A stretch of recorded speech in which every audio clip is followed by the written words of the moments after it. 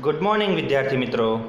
मैं प्रेम विद्या मंदिर से दीपक सर, कक्षा 12 मनोविज्ञान में पहला चैप्टर हमारा हो गया है। अब दूसरा चैप्टर जो है हमारा कि सीखने की क्रिया।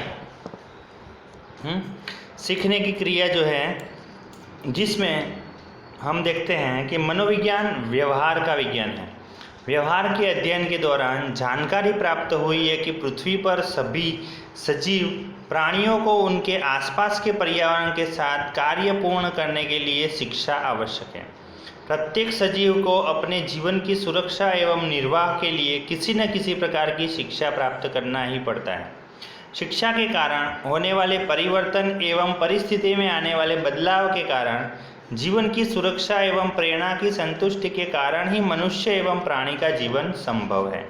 तो ऐसे जो व्यवहार है, ऐसे दो प्रकार के वर्तन हैं, व्यवहार है, जिसमें पहला है कि साहजिक व्यवहार और दूसरा शिक्षित व्यवहार। तो साहजिक व्यवहार यानी कि सहज व्यवहार के लिए प्राणी को किसी भी प्रकार की औपचारिक शिक्षा प्राप्त करने की आवश्यकता नहीं रहती है। प्रत्येक प्राणी जन्म से ही अपने जीन्स यानी कि जनीन में कई शक्तियाँ लेकर जन्म लेता है, जिसके द्वारा कुछ मर्यादित प्रक्रियाएं देना वह सीख जाता है। ऐसी जो मर्यादित प्रतिक्रिया जो है वो सीख जाता है। इस प्रकार का व्यवहार साहजिक एवं जन्मजात है। जैसे कि उदाहरण के तौर पर कि चींटी का अपने भोजन के लिए कण को खींचना, गाय के बछड़े का जन्म के साथ ही अपनी माता के आंचल से भूख की संतुष्टि करना, और मनुष्य के बच्चे का जन्म के साथ ही रोना, ये सब क्या है, अपने जीन्स में ये शक्तियाँ लेकर ही जन्म लेते हैं। सामान्य रूप से प्रत्येक सजीव प्राणी अपनी मूलभूत प्रेरणाओं की संतुष्टि की रीति एवं जीवन सुरक्षा की रीति अपने आप सीखता है, जिसे हम साहजिक व्यवहार कहते हैं। शिक्षित व्यवहार अर्थात क्या होगा कि ऐसा व्यवहार कि जिसे अन्य लोगों को देखकर सीखा जाता है अथवा दूसरों के द्वारा सिखाया जाता है। इस प्रकार का व्यवहार यानी कि वर्तन व्यक्ति या प्राणी को स्वयं आता नहीं है, परंतु व्यक्ति या प्राणी को उस व्यवहार को सीखने के लिए स्वेच्छा से निश्चित परिवर्तन को स्वीकार करके व्यवहार में बदलाव लाना ही पड़ता है। यहाँ पर व्यक्ति या प्राणी अपनी इच्छा से जो कोई शिक्षा प्राप्त करता है, इसलिए साहजिक व्यवहार को शिक्षा के रूप में हम स्वीकार नहीं करते हैं। प्राणी या बालक का जैसे जैसे विकास होता है वैसे वैसे वह पर्यावरण से अनुभव ग्रहण करके अपने व्यवहार में परिवर्तन करके अलग ही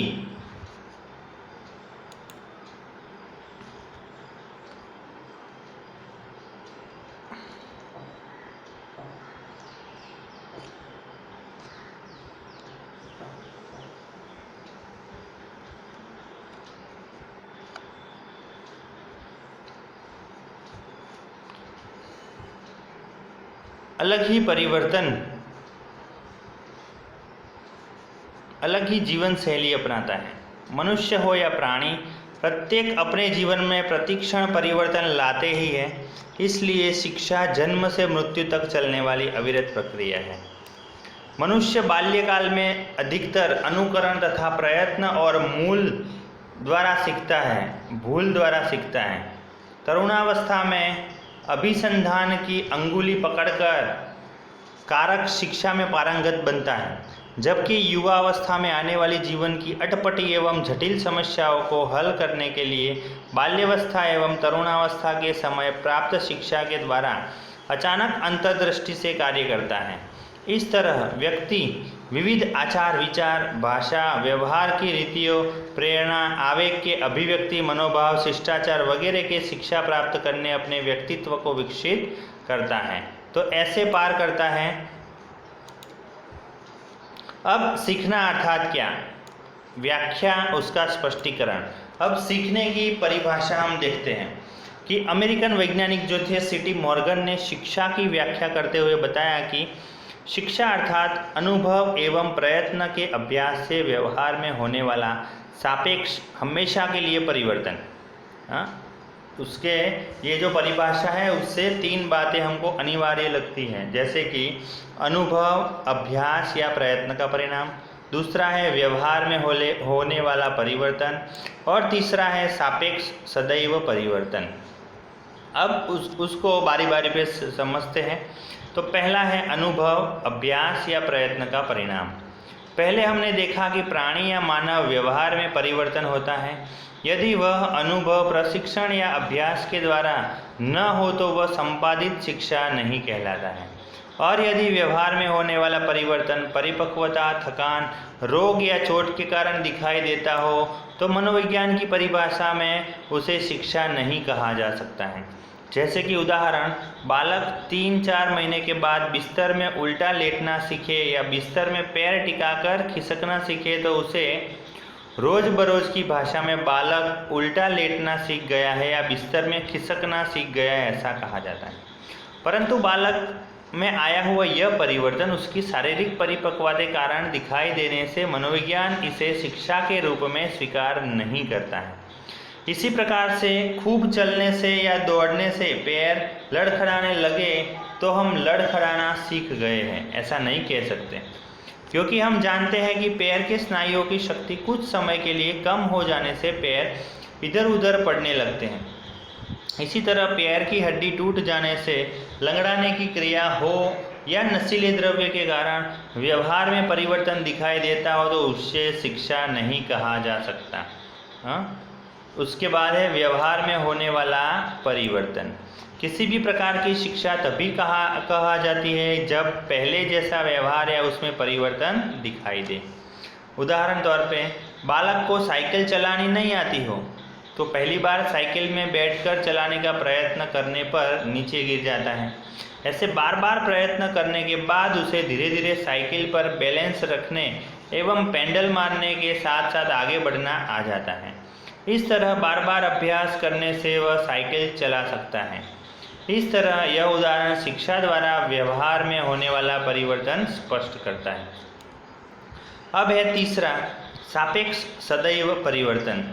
सामान्य रूप से हमारे द्वारा प्राप्त अधिकतर शिक्षा स्थायी एवं लंबे समय तक रहने वाली होती है। इस संदर्भ में पहले से ही स्पष्टता हो चुकी है कि थकान, चोट एवं नशीले पदार्थों के कारण अल्पजीवी एवं परिस्थिति अनुसार होने वाला अल्पकालीन परिवर्तन शिक्षा नहीं है। प्रथम उदाहरण को याद करें तो थकान दूर होने से या पैर की हड्डी जुड़ने से मनुष्य सामान्य रूप से चल सकता है, इसलिए यह शिक्षा नहीं है। इस तरह व्यक्ति के व्यवहार में तत्कालीन, अल्पकालीन एवं अस्थायी परिवर्तनों को मनोवैज्ञानिक शिक्षा के रूप में स्वीकार नहीं करते हैं, परंतु मनुष्य या प्राणी के व्यवहार में होने वाले सापेक्ष एवं हमेशा के लिए दीर्घकालीन परिवर्तनों को ही शिक्षा के रूप में स्वीकार करते हैं।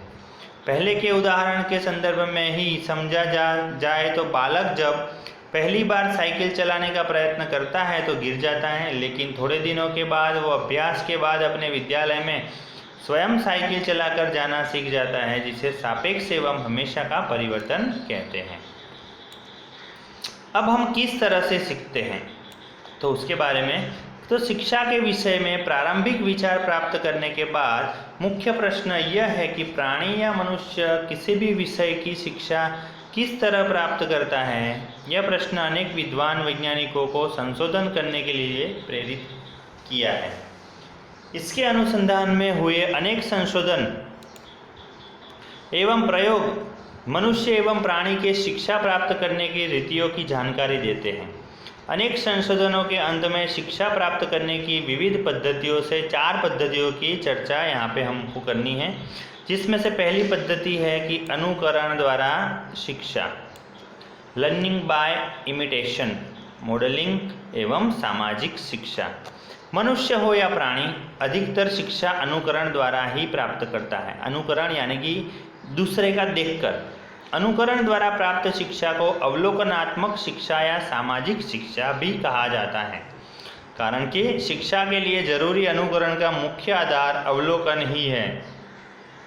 मनुष्य अपने आसपास के सामाजिक पर्यावरण में से अवलोकन करके अनुकूल करते हुए दिखाई देते हैं। उदाहरण, माता पिता के साथ स्कूटर पर घूमने जाने वाला बालक घर में अपनी ट्राइसिकल घुमाते घुमाते एक जगह पर ट्राइसिकल खड़े रखकर उसमें पेट्रोल डालने के लिए वहां पर रखी हुई हवा भरने की ट्यूब को अपनी साइकिल की सीट पर लगाकर थोड़ी देर में अपनी जेब से पैसे निकाल कर देने का अभिनय करता है, यह अनुकरणात्मक शिक्षा का उदाहरण ही है। यानी कि छोटा बच्चा हो घर में तो उसके पापा बाइक लेकर जाते हैं, उसको साथ में बिठा के पेट्रोल पंप पे जाते हैं, पेट्रोल भरवाते हैं, तो वैसा ही अनुकरण को वो अपने साइकिल में करता है, यानी कि घर पे ही करता है। तो वो क्या है, वो एक प्रकार का अनुकरण हुआ। 1 से सवा वर्ष का बालक कान पर मोबाइल फ़ोन रखते हुए दिखाई देता है, यह भी अनुकरणात्मक शिक्षा का ही उदाहरण है। दैनिक जीवन में ऐसे असंख्य उदाहरण दिखाई देते हैं। ऐसे तमाम प्रकार की शिक्षा को मनुष्य के समाज में से सीखने की वजह से अनुकरणात्मक शिक्षा को सामाजिक शिक्षा भी कहा जाता है। छोटी छोटी लड़कियां टेलीविज़न पर अनेक अभिनेत्रियों एवं प्रसिद्ध लोगों को निश्चित प्रकार के प्रसाधन एवं फैशनेबल वस्त्र उपयोग करते हुए देखकर उसी प्रकार के प्रसाधन एवं वस्त्रों का उपयोग करें तो उसे नमूना रूप अथवा तो मॉडलिंग शिक्षा कहा जाता है। दूसरा है प्रयत्न एवं भूल द्वारा शिक्षण, जिसने थॉर्नडाइक का प्रयोग भी कहते हैं। शिक्षा की इसी पद्धति में प्राणी या मनुष्य को उसके समक्ष आने वाली समस्याओं से बाहर निकालने का मार्ग तुरंत प्राप्त नहीं होता है, परंतु उसके लिए जैसे जैसे प्रयत्न बढ़ाते हैं वैसे वैसे शिक्षा प्राप्त होने लगती है। उसे शिक्षा प्राप्त होने का अनुमान प्रत्येक प्रयत्न में लगे समय एवं भूलों को कम करने से आ सकता है। इस विषय में विस्तार से जानकारी प्राप्त करने के लिए थॉर्नडाइक ने बिल्ली पर प्रयोग किए। तो बिल्ली पर प्रयोग किए तो थॉर्नडाइक का प्रयोग यहाँ पे दिया हुआ है कि अमेरिकन मनोवैज्ञानिक थॉर्नडाइक ने एक समस्या पेटी बनाई थी। इस समस्या पेटी की रचना इस तरह से की गई थी जिसमें दिया गया एक बटन दबाने से पेटी का दरवाज़ा खुल जाता था। इस समस्या पेटी में थॉर्नडाइक ने एक भूखी बिल्ली को बंद कर दिया तथा समस्या पेटी के बाहर बिल्ली देख सके इस तरह भोजन रखा हुआ था। स्वाभाविक रूप से बिल्ली भोजन के लिए समस्या पेटी से बाहर निकलने का प्रयत्न करने लगी। उसने प्रारंभ में समस्या पेटी में लोहे के सरिये पर पंजे मारे और दांतों से काटा। समस्या पेटी के भीतर इधर उधर चक्कर काटने लगी। संक्षिप्त में समस्या पेटी से किसी भी जगह से बाहर निकालने के लिए निरीक्षण किया, परंतु बिल्ली को बाहर निकालने में सफलता नहीं मिली, जिससे बार बार उसने उसी प्रकार के प्रयत्न जारी रखे, जिससे अचानक उसका पंजा समस्या पेटी के खुलने वाले बटन पर पड़ गया और दरवाज़ा खुल गया। यहाँ समस्या पेटी का दरवाज़ा खुलने की घटना आकस्मिक थी। बिल्ली ने उद्देश्यपूर्वक या समझकर बटन नहीं दबाया था। इतना ही नहीं, इस बटन को दबाने से दरवाज़ा खुलता है ऐसा भी ख्याल उसे नहीं था। बिल्ली को फिर से समस्या पेटी में रखे गया। उसने पहले की तरह फिर से प्रयत्न जारी रखे। इससे ख्याल आ गया कि बिल्ली को दरवाज़ा एवं बटन दबाने की समझ नहीं आई है। इस तरह थॉर्नडाइक ने 24 दिन में 24 प्रयत्नों तक बिल्ली पर प्रयोग जारी रखा। 24वें प्रयत्न में समस्या पेटी में रखने के साथ ही बटन दबाकर समस्या पेटी से बाहर निकालने की शिक्षा बिल्ली ने प्राप्त कर ली। यानी कि एक बिल्ली ने 24 दिन में ये जो थी बाहर निकालने की प्रक्रिया वो उसने प्राप्त कर ली। समस्या रूप से प्रयत्न एवं भूल द्वारा प्राप्त शिक्षा में जैसे जैसे प्रयत्न बढ़ते हैं वैसे वैसे प्रयत्न के लिए लगे समय में उल्लेखनीय कमी होने लगती है। यहाँ बिल्ली के प्रयोगात्मक प्रयत्न बढ़ने से समस्या पेटी खोलने के समय में कभी देखने को ही मिलती है। प्रथम दिन में बिल्ली को बटन दबाकर दरवाज़ा खोलने में 160 सेकंड का समय लगा, जबकि 24वें प्रयत्न में केवल 10 सेकंड में ही बिल्ली दरवाज़ा खोलकर बाहर आ गई एवं भोजन प्राप्त करने की शिक्षा प्राप्त कर लिया। इस तरह प्रयत्न एवं भूल द्वारा प्राप्त शिक्षा के प्रारंभ में प्रयत्नों में भूल अधिक होती है, लेकिन जैसे जैसे प्रयत्न अधिक होते हैं समस्या के बारे में समझ आने से भूल कम होने पर अंत में भूल के बिना प्रयत्न द्वारा भी शिक्षा प्राप्त होती दिखाई देती है। अब इसके बाद है अभिसंधान द्वारा शिक्षा, वो हम नेक्स्ट यानी कि अगले लेक्चर में पढ़ेंगे। Okay, thank you.